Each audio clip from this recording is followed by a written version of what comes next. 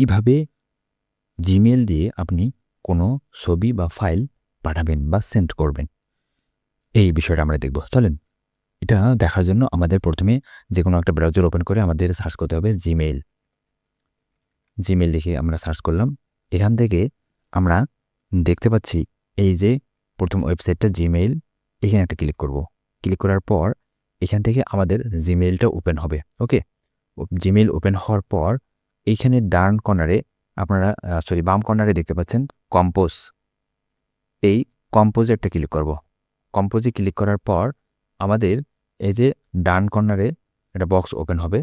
এখান থেকে এই যে টুতে আমরা যাকে ইমেলটা পাঠাবো তার হচ্ছে ইমেল অ্যাড্রেস এখানে লিখতে হবে। যেমন আমি যদি লিখি, আচ্ছা আমি একটা ইমেল ঠিকানা লিখলাম, এটাকে আগে সেন্ড করছি, এই জন্য এটা আমাদের এখানে শো করাইলো। ঠিক আছে, আপনি যদি একবারে নতুন জিমেল সেন্ড করেন তাহলে সেক্ষেত্রে আপনাকে পুরোটাই লিখতে হবে। ওকে ওকে আমি এখানে লিখলাম।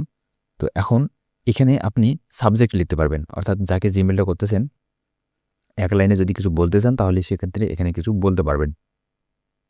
মনে করেন আপনি কোনো চাকরির জন্য অ্যাপ্লাই করতেছেন, তাহলে আপনি কোন পদের জন্য অ্যাপ্লাই করতেছেন, তাহলে সেটা আপনাকে এখানে লিখে দিতে হবে যে অ্যাপ্লিকেশন ফর কম্পিউটার অপারেটর, এভাবে লিখতে হবে। ওকে, এরপরে আপনারা এই যে নিচে সেন্ড বাটন দেখতে পাচ্ছেন, এখান থেকে এই যে অ্যাটাচ ফাইল এই অপশানটা দেখতে পাচ্ছেন, এইখানে ক্লিক করলে আপনারা এই যে এখানে ফাইল অ্যাটাচ করার অপশান পাবেন। ওকে, এইখান থেকে আপনার যেখানে আছে যে পিডিএফ ফাইল আছে, যে ফোল্ডারে পিডিএফ ফাইল আছে, আপনি সেই ফোল্ডার থেকে কোনো পিডিএফ যদি সিলেক্ট করে দেন, যেমন আমরা এখান থেকে যদি পিডিএফ ফাইল সিলেক্ট করে দিই, তাহলে এইখান থেকে আমরা এই ওপেনে ক্লিক করলাম, দেখেন এই ফাইলটা কিন্তু আমাদের লোড হইল। ওকে, অনুরূপভাবে আপনি এখান থেকে শুধু পিডিএফ ফাইল না, আপনি অ্যাটাচ ফাইল থেকে আপনি যে কোনো ধরনের ছবি বা পিডিএফ, ইমেজ যে কোনো কিছু অ্যাড করতে পারেন। দেখেন এখানে আপনি যদি এই যে দেখেন ইনসার্ট ফটো, এখান থেকে ক্লিক করে আপনি যে কোনো ধরনের ফটো ইনসার্ট করতে পারবেন। ওকে,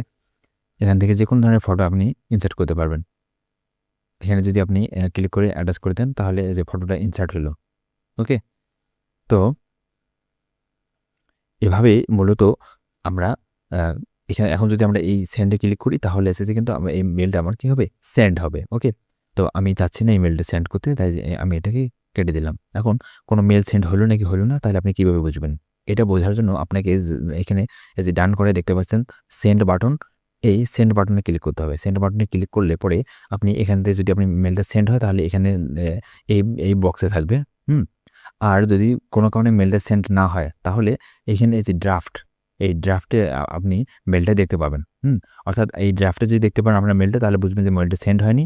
আর যদি সেন্ডে দেখতে পান তাহলে বুঝবেন যে মেলটা আপনার সেন্ড হয়ে গেছে। ওকে, তো এই হচ্ছে আপনার কিভাবে মেল সেন্ড করবেন সেই উপায়।